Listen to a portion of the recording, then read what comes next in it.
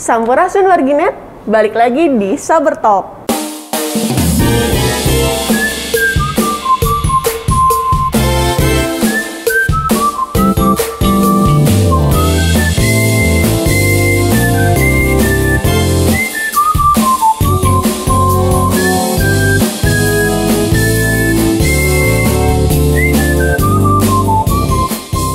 Nah, seperti biasa, kita mau pantun dulu nih. Nanti dibantu sama akang-akang kameramen ya. Siap. Siap. Hidup itu harus banyak ketawa. Cakep. Biar hati cerah, nggak mendung. Cakep. Nah, hari ini kita ada tamu istimewa, ada Teteh cantik Teh Rahma dari Rangkul Bandung. Yeay. Nah, sekarang kita mau kenalan dulu ya sama Teh Rahma ya. Ya, boleh dibuka dulu Teh maskernya. Halo, selamat siang Warginet. Perkenalkan, saya Rahma dari keluarga kita, Rangkul Bandung. Saya adalah ibu dari 2 orang anak, usia 5 tahun, 6 bulan, dan 24 bulan. Cukup kali ya? Boleh Teh, cukup. Wah, jadi Teteh kelihatannya baby face ya, kayak masih ABG gitu. Nah, sekarang ini aku baru denger nih Teh tentang keluarga kita. Tapi pas kepo-kepo menarik juga ya nih tentang keluarga kita nih. Boleh diceritain nggak Teh tentang keluarga kita sama Rangkul Bandung itu apa dan programnya kayak gimana nih Teh? Oke.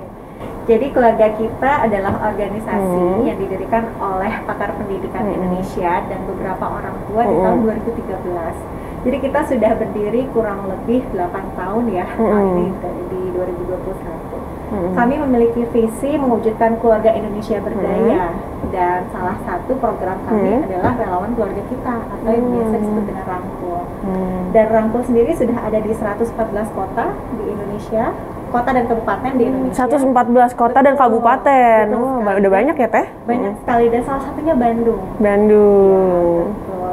Dan saya bersama dengan teman-teman Rangkul yang ada di kota Bandung.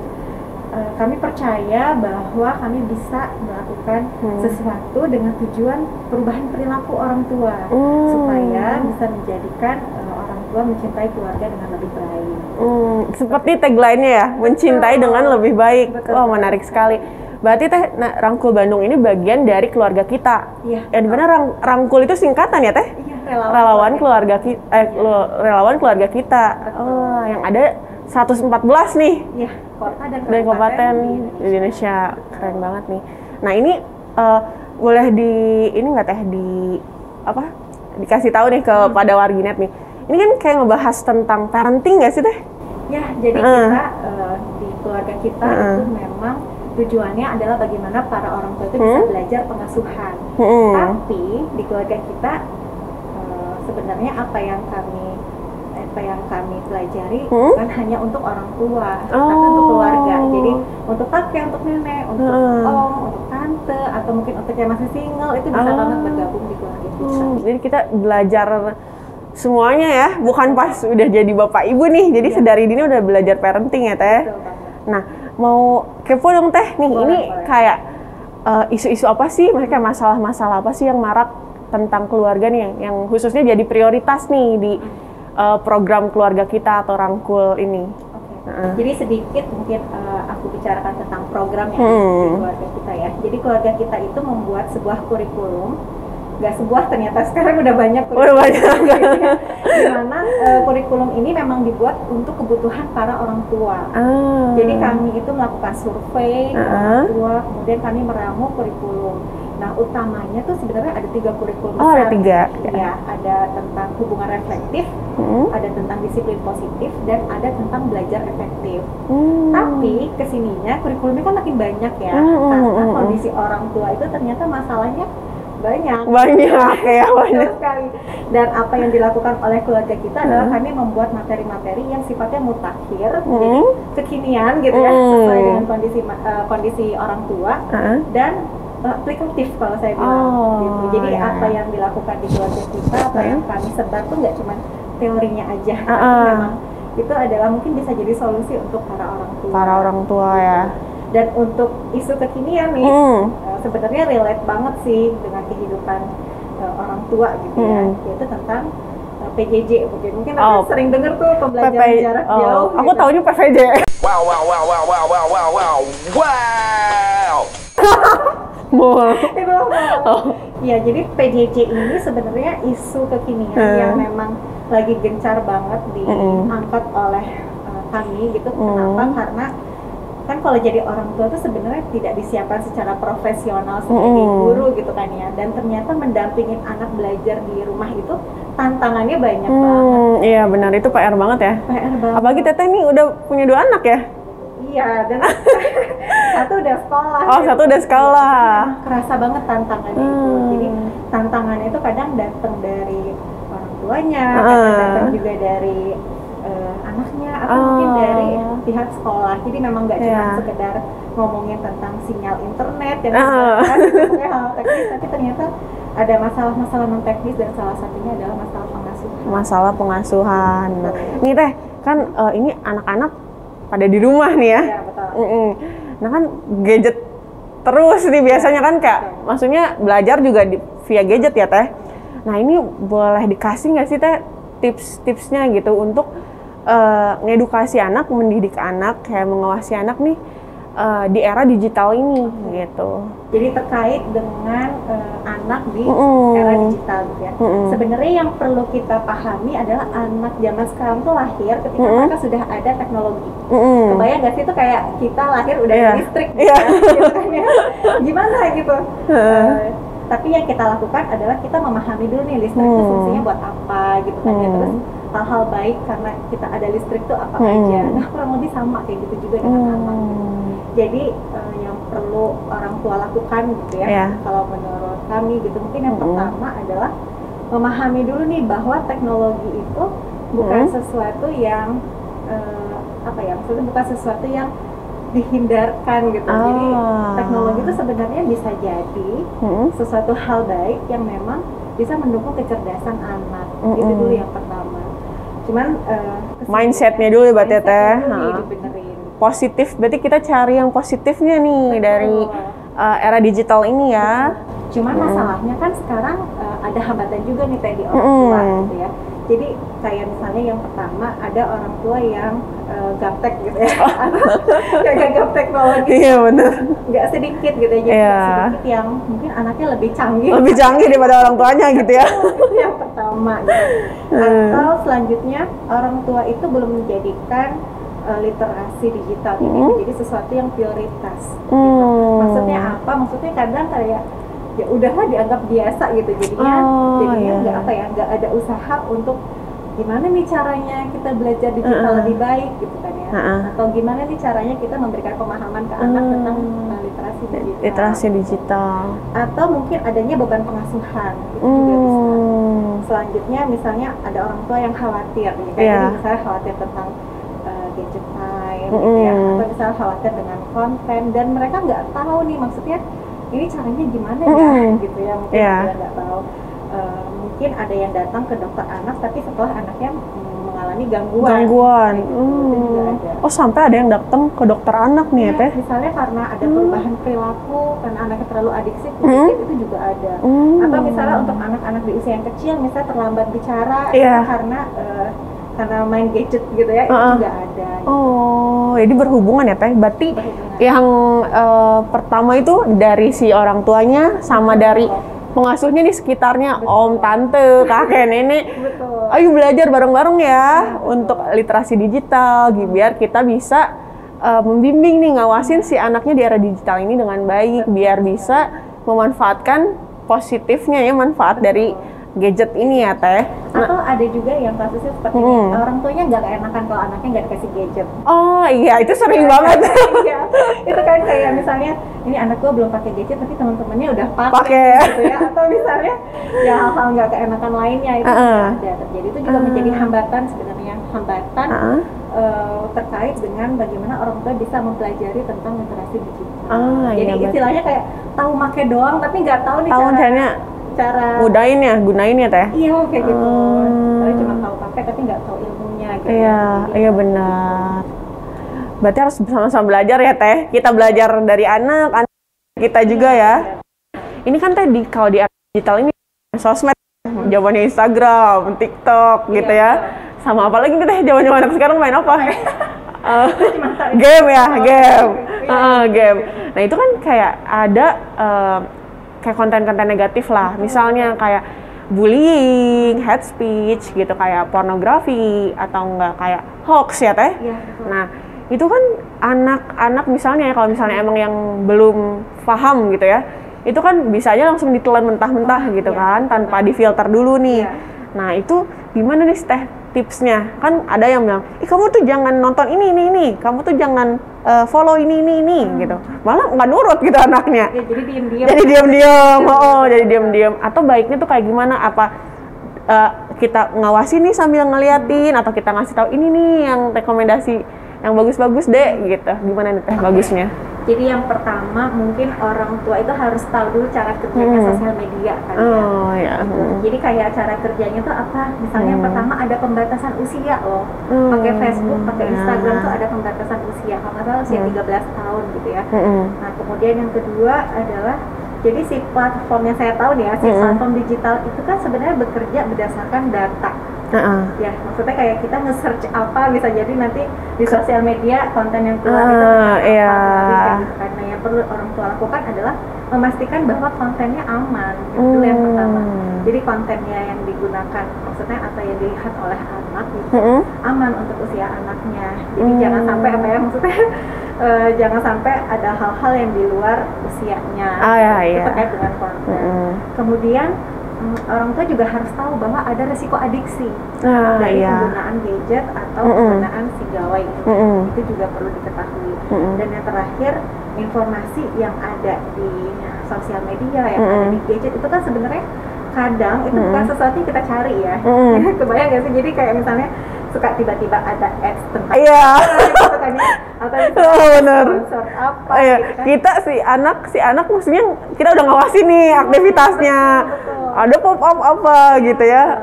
Dan yang perlu kita berikan ke anak itu adalah pemahaman bahwa ketika kamu sudah memposting sesuatu di sosial media, maka itu bukan milikmu lagi. Jadi apa ya, ibaratnya udah kayak dunia yang lain aja gitu kan. Kita udah upload atau kita mendownload sesuatu di sosial media.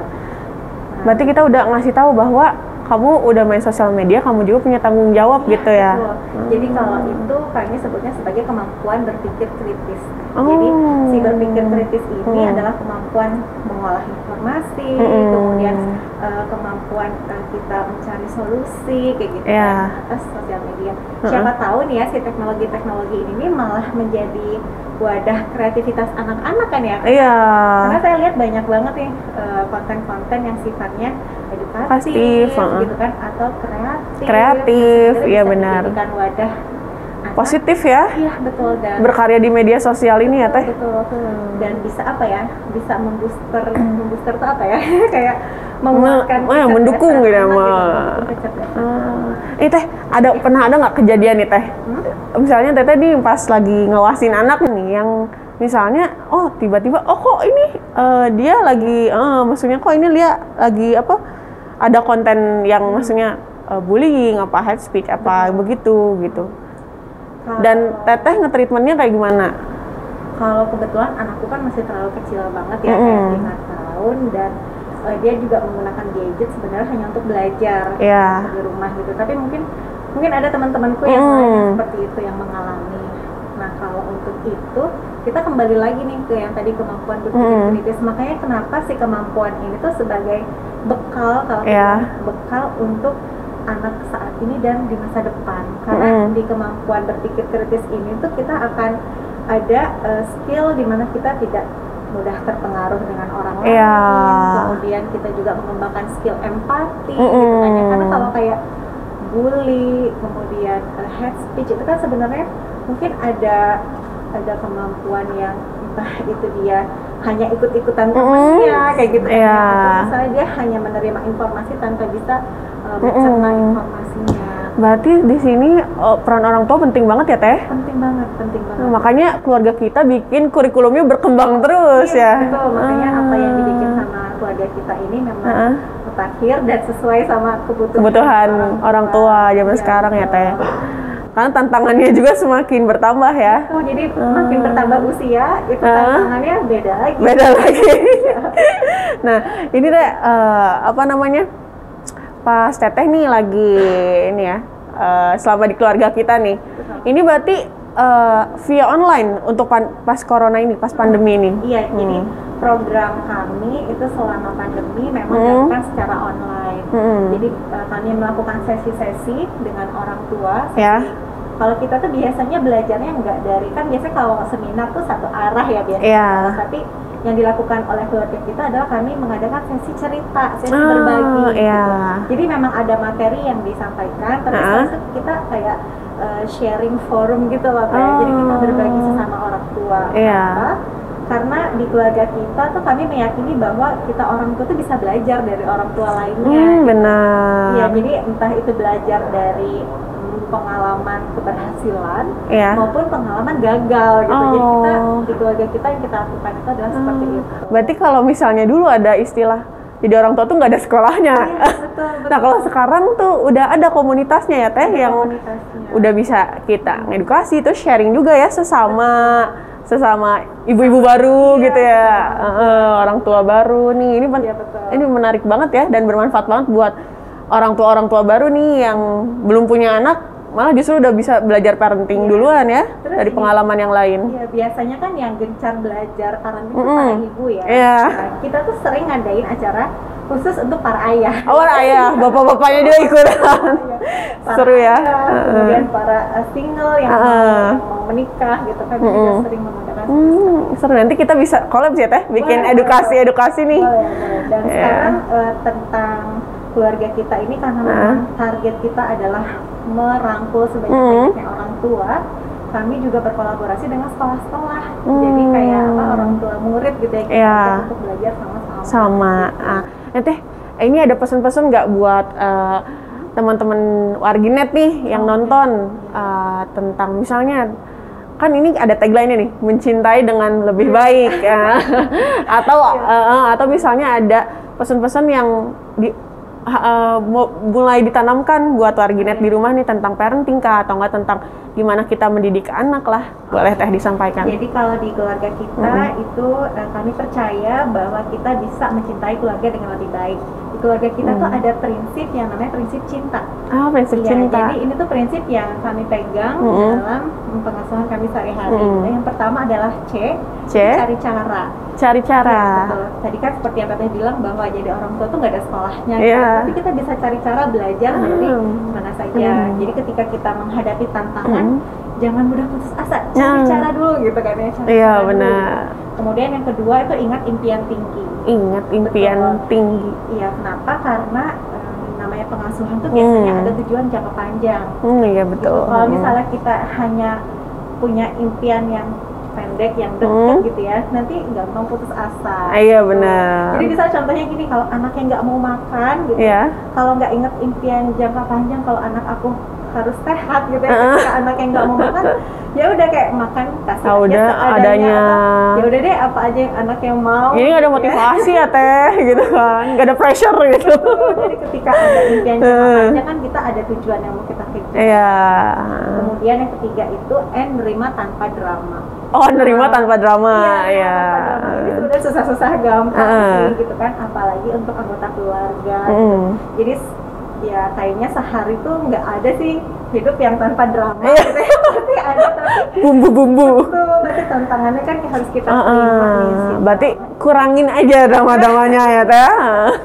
Kemudian selanjutnya tidak takut salah. Tehnya tidak takut salah. Iya, ini juga penting karena kadang kita sebagai orang tua kebanyakan merasa bersalah, gitu ya. Nanti anaknya kayak gini kita merasa bersalah, gitu kan. Atau misalnya orang tua lain bilang kayak gini kita merasa bersalah. Jadi orang tua itu kalau bisa jangan takut salah. Jadi supaya kita terus mencoba, supaya kita terus belajar. Kayak gitu. Yang terakhir nih, itu asik main bersama. Asik main bersama. Jadi kalau di dalam satu keluarga jangan serius-serius banget gitu ya. Ada humornya, funnya Teh, tetap fun bareng keluarga. Untuk menghangatkan dan menyenangkan anggota keluarga. Seru banget, ini ada rumusnya ya, rumus cinta nih. Bisa dicek lengkapnya nanti di keluarga kita. Instagramnya apa Teh? Instagramnya @keluargakita_id. ID ada juga di. Nah, kalau misalnya yang mau bergabung nih sama Rangkul bisa ya Teh? Ya, jadi kebetulan kita memang lagi open recruitment Teh, dari tanggal 5 Mei sampai dengan 27 Juni. Iya. Nah, nanti ketika Keluarginet di sini ada yang mau ikut, itu nanti bisa ikut follow Instagramnya. Semua informasinya ada di situ. Oh, ada lengkapnya, nanti bisa dicek di Instagramnya @rangkul.bandung kalau nggak salah ya. @keluargakita_id. Di, atau bisa mau langsung ke info Rangkulnya, Rangkul Bandung. Oh, @rangkul Bandung sama @keluargakita_id. Ih, seru banget ya ngobrol-ngobrol sama Teh Rahma. Tur nuhun banget nih waktunya ya. Nanti kita bisa ngobrol-ngobrol lagi ya di lain kesempatan ya. Nah, bermanfaat banget nih tips-tipsnya ya dari Keluarga Kita ID nih. Nah, jangan lupa juga nanti buat orang tua pengasuh nih anak-anak di rumah, biar anaknya bebas dari hoax nih, bebas dari hoax dan konten-konten negatif, malah bisa mengedukasi nih si media sosialnya lebih baik dan positif, malah buat ajang berkarya. Bisa ikutin tadi tips-tips dari Teh Rahma ya. Nah, nanti kita ada mau pamit nih Teh. Okay. Nah, mau pamit, kita ada tagline. Oh, oke. Tagline apa jargon ya? Jargon ya. Namanya Jabar Hoax. Hantam hoax. Nanti kalau misalnya aku bilang Jabar, Teteh bilang hantam hoax. Gayanya gini. Kayak Power Ranger ya. Jabar hantam hoax. Dadah. Dadah.